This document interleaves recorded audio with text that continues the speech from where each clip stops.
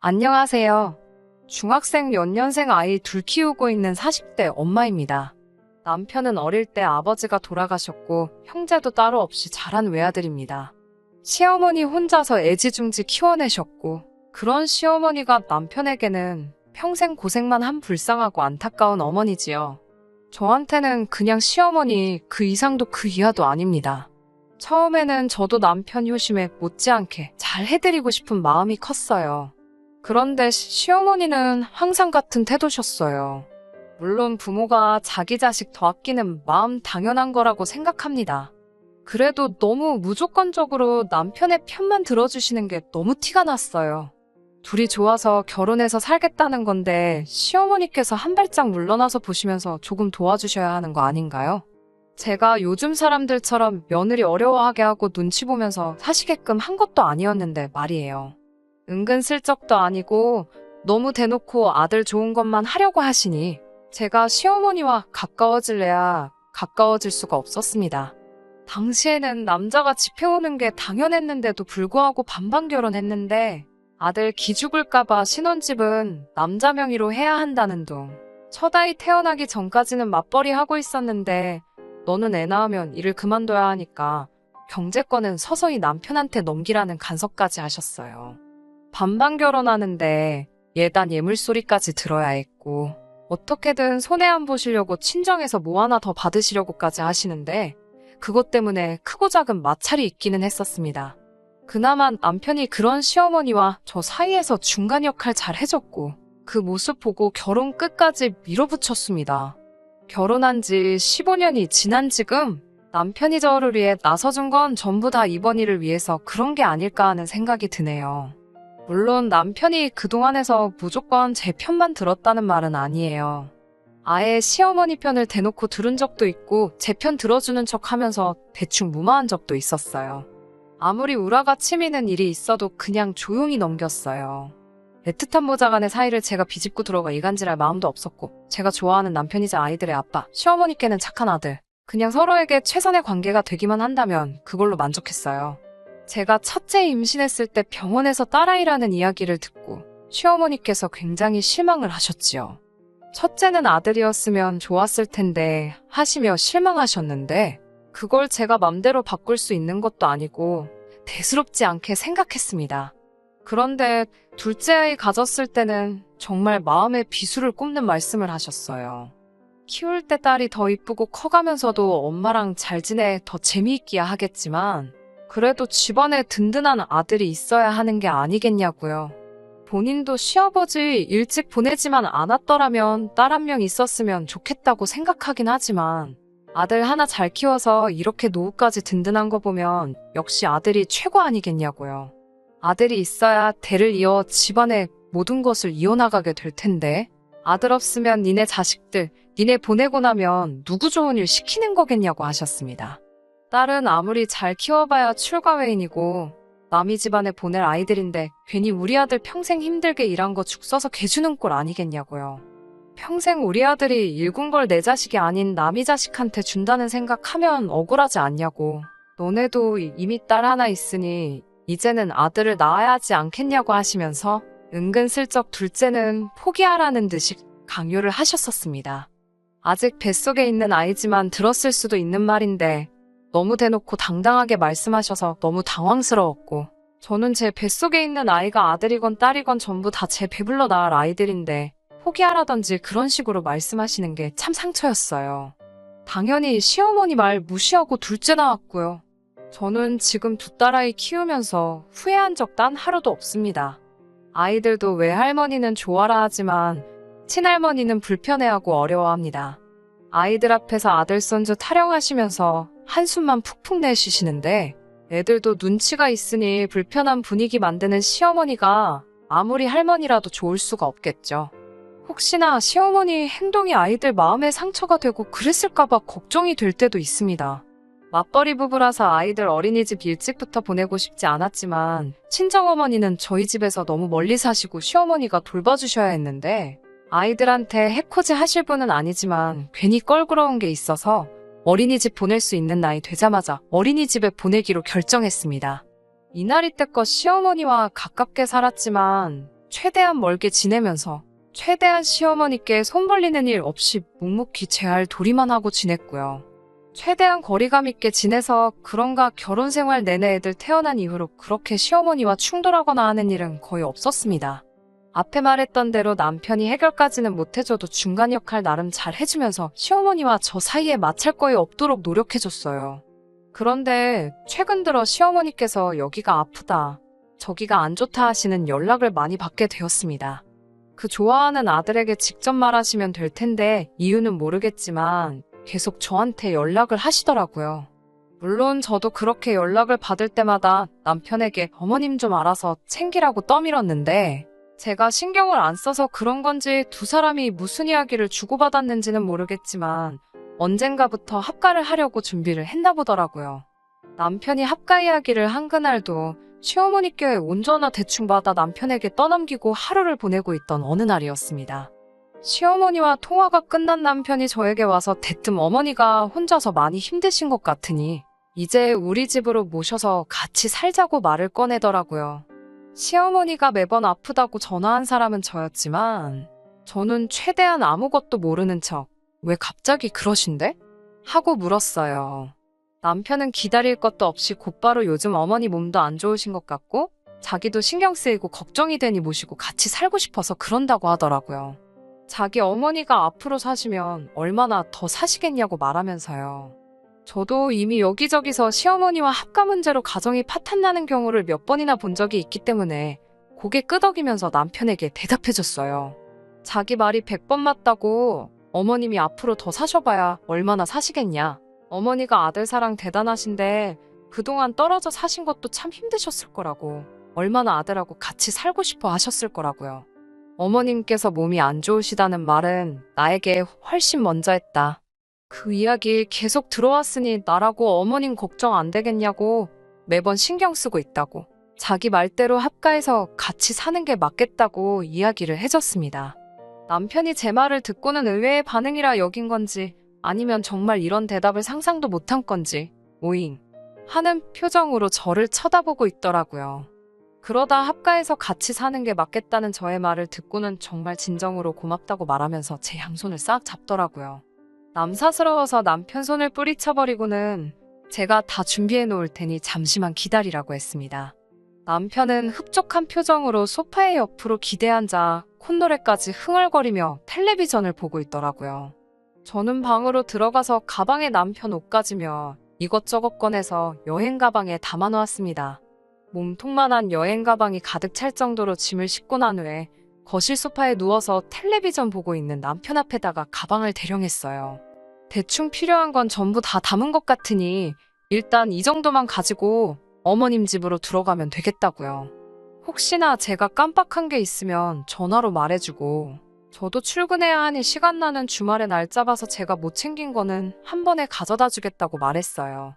애들은 아직 학교 다니지만 우리 맞벌이 하면서도 알아서 학교도 가고 학원도 다니고 잘하고 있으니 아마 저 혼자서도 무리 없을 거라 말해줬고 아이들은 제가 책임질 테니 너는 얼른 가서 어머님을 모셔라라고 말해줬습니다.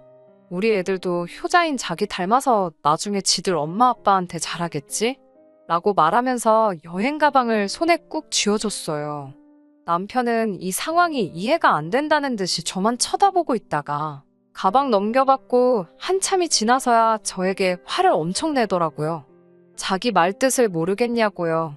시어머니를 모시고 싶다는 건 여기 우리 집에서 모시고 싶다는 거지 왜 내 집 두고 어머니 집에 내가 가겠냐고요. 그래서 남편에게 말해줬지요. 결혼한 지 오래돼서 기억이 안 나나 본데 우리 결혼할 때 반반한 거 기억 안 나냐고요. 이 집이 왜 네 집이냐고 한마디 해줬지요. 네 집인 게 맞는 말이긴 하지만 이 집이 너만의 집은 아니라고. 이 집은 내 집이기도 하고 동시에 우리 아이들의 집이기도 하지 않느냐고요. 어머님을 모시고 싶은 마음을 이해하기 때문에 나는 남편을 시어머니에게 아이들은 아빠를 할머니에게 보내주는 건데 어머님 살라고 내 집까지 비워줘야 하면 나랑 아이들은 어디 가서 사냐고 한마디 했지요. 남편은 계속 답답하다는 표정으로 무슨 말을 하고 있는 거냐고 이 집에서 다 같이 살면 되는 거 아니냐고 하길래 방에서 공부하고 있는 애들 다 불러 모았어요.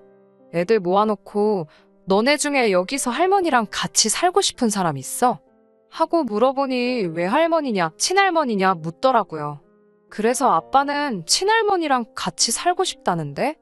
라고 말해주니 아빠 눈치는 보기는 하는데 아무 대답도 안 하고 고개만 돌리고 가만히 있더라고요. 어머님이 예전부터 아이들 딸이라는 사실에 애들 앞에다 두고 니들은 왜 아들이 아니냐고 신세한탄하시고 애들한테 눈치며 핀잔이며 주셨던 과거가 있기 때문에 애들이 친할머니 하면 부담스러워하고 어려워했고 손주들보다 자기 아들인 내 아빠를 더 소중히 하시는 건 애들도 벌써 알고 있었고요. 친할머니 사랑 못 받은 아이들이니 왜 할머니면 같이 살 수 있겠는데 친할머니랑은 불편해서 같이 살고 싶지 않다고 말을 해주네요. 거기에 저까지 시어머니하고는 같이 지내고 싶지 않다고 말하고 이 집에서 시어머니와 같이 살고 싶어 하는 사람은 한 명밖에 없는 것 같다고 우리도 이상가족 되는 거 원치 않지만 자기의 효심이 기특해서 어머님한테 보내주는 거라고. 너가 말하지 않았냐? 어머님 앞으로 사실 날 얼마나 남았다고. 그동안 둘이 오붓하게 지내면서 살아생전에 후회 남지 않게 잘 챙겨드리라고 했어요. 집이 서로 먼 편은 아니니까 우리도 시간 되면 가끔씩 보러 간다고요. 이 말이 끝나기 무섭게 남편의 얼굴이 울그락불그락해지더니 소리를 고래고래 지르기 시작하더라고요. 가장의 위신이 땅에 곤두박질 쳤다며 마누라가 남편을 그렇게 무시하니 애들도 똑같이 지네 아빠를 무시하는 것 아니겠냐고. 저보고 가정교육이 아주 개판이라고 혀를 차더라고요. 그래서 뭐가 대체 그렇게 화가 나냐고 가정교육 이야기까지 하느냐고. 지금 이 집에서 자기 뜻 무시한 사람 아무도 없다고. 너가 엄마랑 살고 싶다고 했으니 나도 애들도 남편, 아빠가 당장 필요하지만 보내주는 거라고 하지 않았냐고요. 이거야말로 희생이지 거기서 왜 가정교육을 운운하는지 모르겠다고 말입니다. 남편은 제 말에 아무 말도 잊지 못하더니 제가 싸놓은 가방 들고 문을 박차고 나가더군요. 솔직히 그 와중에 문 박차고 나가는 모습 보니 마음이 아프긴 하더라고요. 아쉬운 것보다도 지금 이런 상황에서 굳이 시어머니를 모시는 것 외에 다른 방법이 있는지 가족 간의 대화를 통해 정하지 않고 자기 고집만 관철시키면서 우기다가 막다른 길에 다다르니 성질 부리고 밖으로 뛰쳐나가는 모습에 말입니다. 무조건 제 편 들어준 적 한 번 없지만 그래도 중간 근처라도 가기 위해 노력하던 모습은 하나도 없고 자기 어머니 걸린 일이라고 아무리 홧김이라지만 집을 나가버리는 모습이 조금 그렇더라고요. 그렇게 집을 나간 남편은 얼마 지나지 않아 다시 만날 수 있었습니다. 시어머니한테서 전화가 왔어요.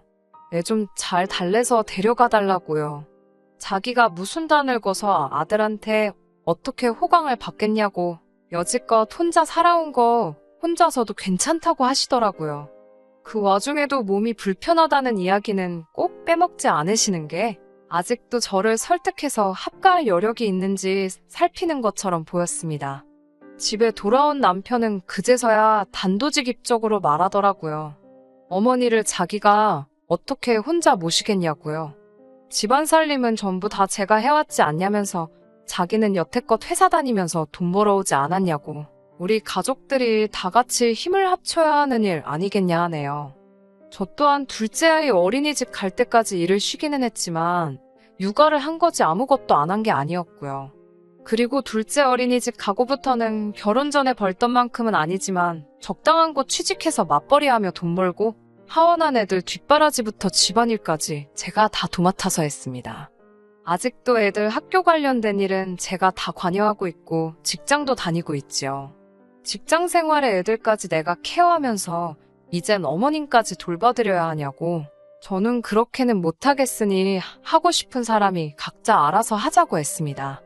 남편은 져주는 척 집에 돌아와 놓고서는 또 어깃장을 부리다가 안 되니까 가져온 짐을 다시 싸들고 어머님 댁으로 가더군요. 남편이 도착하자마자 어머님이 놀라서 다시 전화를 하셨어요. 얘가 왜 다시 여길 왔느냐고요. 어머님, 박서방이 어머님 걱정돼서 회사도 못 나가겠고 손에 아무것도 잡히지가 않는데요. 그렇게 나서서 효도하는 아들이 요즘 세상에 어디 있겠나요? 어머님도 정말 복 받으신 것 같아요. 꼭 그 집에서 어머님과 함께 살고 싶어 하는 것 같으니까 여러 사람 불편하게 데리고 가라는 말도 안 하셔도 될 것 같아요. 어머님께서 집으로 돌려보낸 지가 반나절도 안 지났는데 다시 그 집에 가 있는 거 보면 남편이 오시면 아무도 못 말릴 것 같아요. 라고 말씀드리니 그제서야 어머님도 질색을 하면서 제발 합가하자는 말 2번 다시 안 할 테니 얘 좀 데려가라고 애원을 하시더군요. 요 며칠간 남편하고 지내면서 아주 생고생을 사서 했다고 질색을 하더라고요. 본인도 이제 다 늙어서 남들처럼 며느리가 해주는 밥 먹으며 지내는가 했는데 기대도 안 한 아들이 집에 쳐들어와서는 밥해 먹이고 출근시키고 하는데 아주 상전이 따로 없다고. 다 늙어서 이게 무슨 고생인지 몸이 10개라도 모자라겠다고요. 그 말을 들으니 또 아무 말도 안 할 수가 없더라고요. 어머님께 솔직한 마음을 말했어요. 어머님도 다 큰 아들내미 하나 간수하기 힘드신데 저는 어머님께서 단 일주일도 못 데리고 계신 아들과 중학생 된 2딸들 뒷바라지 다 하면서 회사까지 나가 돈까지 벌어오고 있다고요. 그런데 거기에 지금 어머님 수발까지 들으라고 하시면 어머님 몸이 10개로도 모자란데 제 몸은 오죽하겠느냐고 한마디 했어요. 아들 타령하신다고 아이들이 불편하게 생각하는 것부터 그동안 사소하게 어머님과 우리 가족들 간의 간극에 대한 이야기도 다 말했습니다. 어머님 힘드시고 건강 안 좋은 거 이해하지만 몸 이곳저곳 불편한 건 저희 친정어머니도 마찬가지시라고.